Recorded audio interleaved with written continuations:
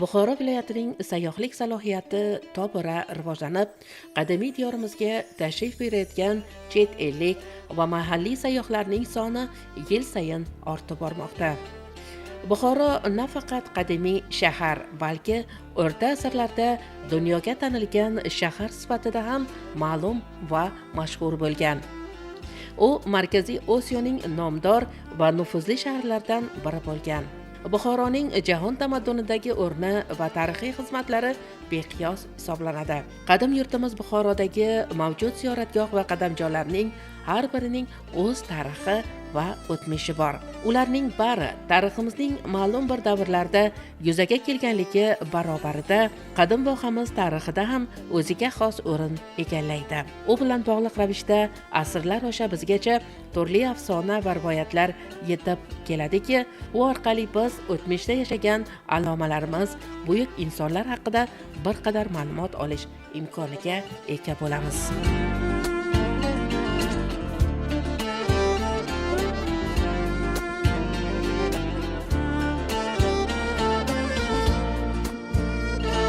Hazor Nur cho'l bag'rida joylashgan bu ziyoratgohni o'ziga xos tarixi bor.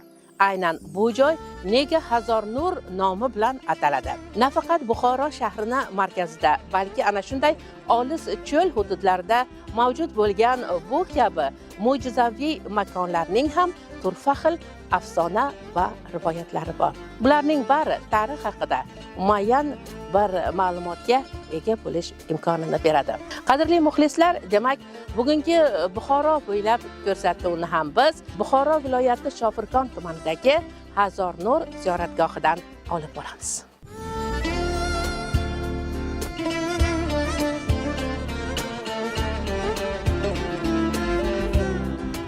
Buxoro viloyatining eng chekka hududi Shofirkon cho'lida ulkan ziyoratgoh joylashgan. Tuman markazidan qariyb 80 km uzoqlikda joylashgan ushbu ziyoratgoh Hazor Nur deb ataladi. Ziyoratgohga biz Shofirkon cho'llarining beadad kengliklari orqali kirib bordik. Uning 4 tomonini saksovul va yulg'unlardan iborat sahro egallagan. Sahro bag'rida salobat bilan turgan bu ziyoratgoh bizga bir qadar sirli va mo'jizakordek tuyuladi. Hazor Nur haqida xalq orasida turli rivoyat va afsonalar yuradi. Bir qarashda ushbu ziyoratgoh joylashgan hududni afsonaviy joyga o'xshatsa bo'ladi.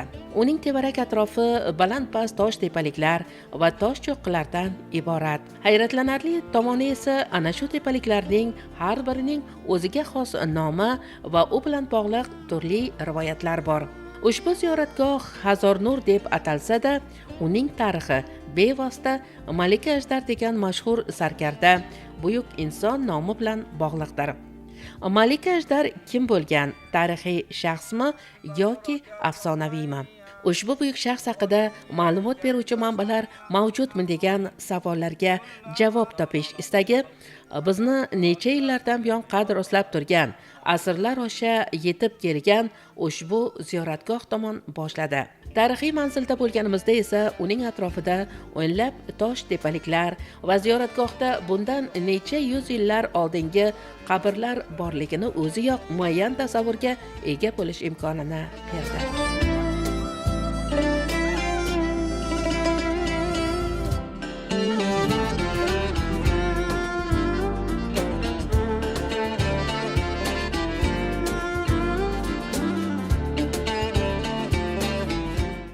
Bu dargoh endi bugungi kunda mana juda obod holatga keltirilyapti va bunga qancha xayrli ishlar davom etyapti.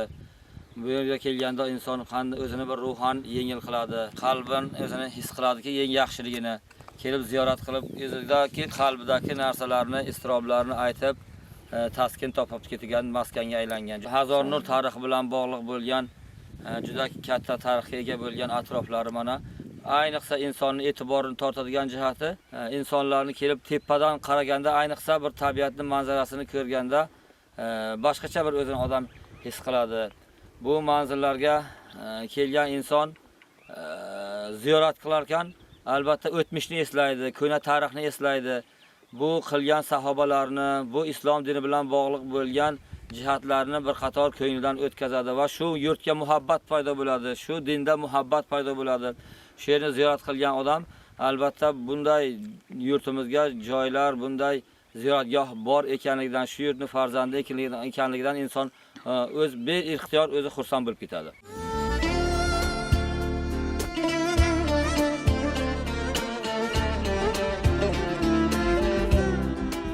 Hazornur ziyoratgohining adadsiz cho'l kengliklarida joylashning o'ziga xos sabablari bordek tuyuladi. Chunki uning tevarak atrofida afsonalarga sabab bo'lgan turli tepaliklarning bo'lishi uchun juda katta hudud kerak. Nazarimizda ularning chegarasi yo'qdek. Ehtimolki bularning bari afsonalarga sabab bo'lgandir. Yoxud o'sha davr voqealari mujassam topgan rivoyatlar ushbu toshlarning shunday nom bilan atalishiga sabab bo'lgandir. Hazornur ming nur, ya'ni shahid bo'lgan minglab askarlar va Malika Ajdar haqidagi rivoyat va afsonalardir. Rivoyat qilishlaricha, ziyoratgohdan biroz uzoqroqda bir quduq bo'lib, ushbu hududdagi aholi o'sha paytlarda shu quduqdan suv ichar ekan. Malika Ajdar o'sha paytlarda o'z qo'shini askarlari bilan ushbu hududni himoya qilar ekan. Sarkarda shu qadar kuchli va salobatli ekanki, uning yengishni iloji yo'q ekan. Go'yo uning badani toshdan bo'lib, faqat ma'lum bir paytlarda, ya'ni sajdada bo'lgan paytidagina yumshar ekan.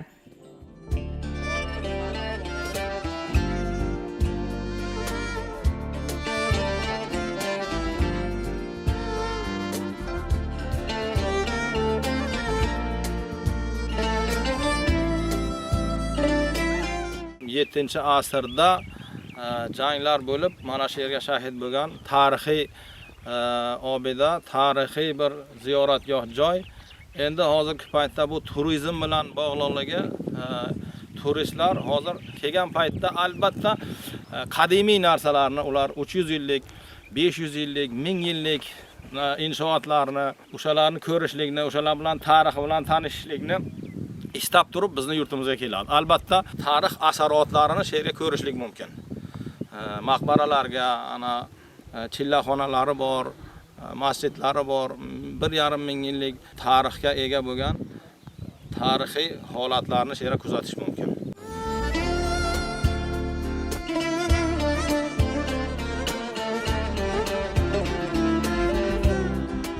Ziyoratgohda Malika Ajdarning qabrlari bo'lib, uning yon tomonida esa juda katta qabriston bor.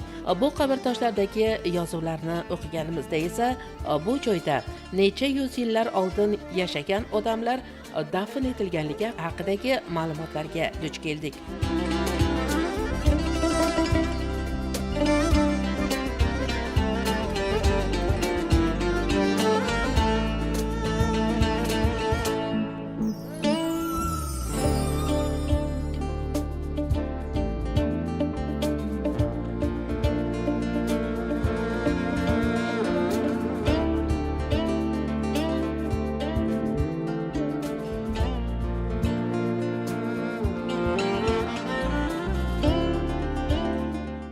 Bugungi kecha kunduzda yurtimizga shu ziyoratgohlarni obod qilish, turizmga e'tibor juda haqiqatan ham e'tibor juda yuqori bo'lganligi bois bu oldingi paytda bir tashlandiq holatda edi. Mustaqillikdan keyin qayta mana shu yerga ta'mirlanib, bu yerga ziyoratgohni qo'nim topgan maskaniga ziyorat turizmiga keladigan insonlar uchun shinam uylar, binolar, inshootlar qurib qo'yilgan, lekin bu hammasi yetarli emas albatta. Buni obod qilishligi uchun mana yo'llarini ta'mirlashlik lozim bo'ladi. Bu yerga yana qurilish ziyoratga sayyohlarga kelishligi uchun yanada keng ko'lamda qulay inshootlarni qilmoqlik lozim bo'ladiki, kelgan odam shu yerdan bundan-da yaxshi bir bahra olsin, kelgan odam bundan-da bir yaxshi dili yayrasin, kelgan odam yana qaytib kelishlikni istaydiganlik darajaga bunga e'tibor qaratmoqlik lozim bo'ladi. Yurtimizning tarixi bilan bog'liq bo'lgan bunday ulug' ziyoratgohlarga kelajakka har bir inson avvalo o'zligini, qadr-qimmatini anglab yetadi, o'zini tarixini tushunib yetadi. Shunday maskanlar borki, hali insonlar unchalik darajaga ko'p bilimga, tushunchaga ega emas bo'lgan dargohlar bor. mana shu davlatga shunday ulug' joylarni yoritishlik, bularni tarixi bilan yaqindan tanishishlik bizni kelajak avlodimizga albatta o'rganishlikka ahamiyatga ega bo'ladi.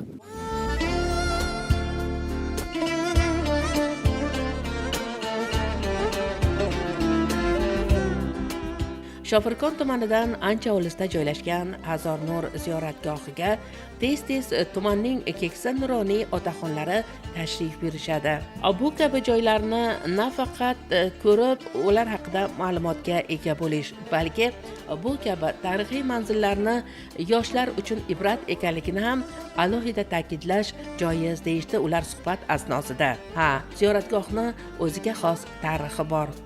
Bu tarix esa bizga olis o'tmishdan rivoyat so'zlaydi. Yana bir jihati, ziyoratgohni yon tomondagi tepalikdan tushib, pastda o'zga manzaraning guvohi bo'ldik. Bu yerda ajoyib bir g'or bor ekan, xuddi mo'jizaning o'zginasi. G'orga uning pastgina eshigi orqali kirilar ekan. Aylana shaklida qazilgan bo'lib, uning burchagida esa tuproqdan maxsus yotoq yoki dam oladigan joy ham tayyorlangan. G'orning boshqa burchagida esa sham yoqiladigan joy bo'lib, bu xonaning yorug' bo'lishiga xizmat qilgan. Bu g'orning qachon paydo bo'lganligi noma'lum, lekin xalq buni bugungi kunda muqaddas ataydi.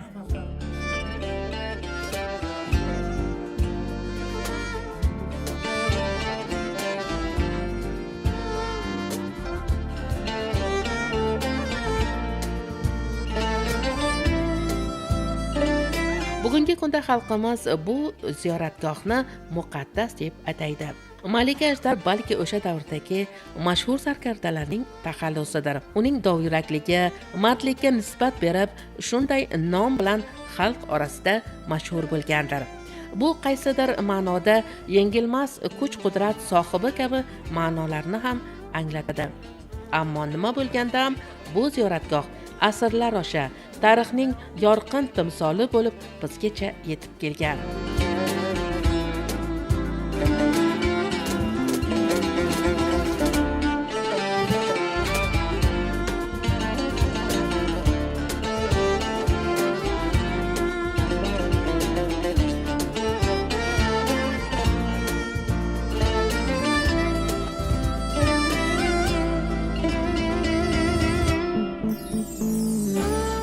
Malika Ajdar xalq qahramoni. Rivoyat va afsonalar zamirida esa haqiqat yotadi. Shu bois ham avlodlardan avlodga o'tib kelaveradi. Zero ana shu afsona va rivoyatlar orqali biz tarix haqida, o'tmish ajdodlarimiz, bundan necha asrlar muqaddam bo'lib o'tgan voqealar, buyuk insonlar haqida ma'lumotga ega bo'lamiz. Yurtimizda ziyoratgohlar juda ko'p, lekin Hazor Nur tarixi o'zgacha.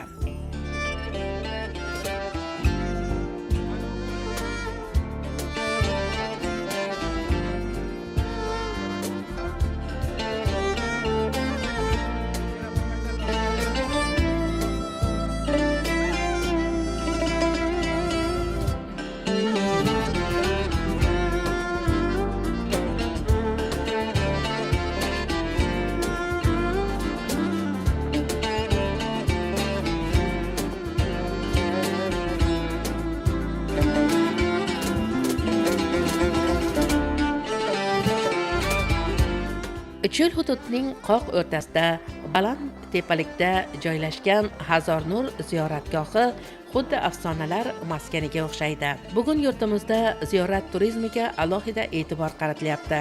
Zero bu kabi joylar yurtdoshlarimizga nafaqat o'tmish tarix haqida ma'lumot beradi, balki bu yurtning har bir toshi muqaddas ekanligidan dalolatdir. Hazor Nur ziyoratgohi nazarimizda uning tuprog'i aks sado berayotgandek. Vatan ulug', uni e'zozlamoq, uni asramoq muqaddasdir. Biz bugungi kunda vatan tushunchasini o'zgacha talqin etyapmiz. Bu tuyg'uni biz qalblarimizga yanada mustahkam joy deyapmiz. Hazor Nur kabi muqaddas ziyoratgohlar esa yanada obod etilib, ularni kelajak avlodlarga yetkazish mas'uliyati barchamizni zimmamizdagi vazifadir.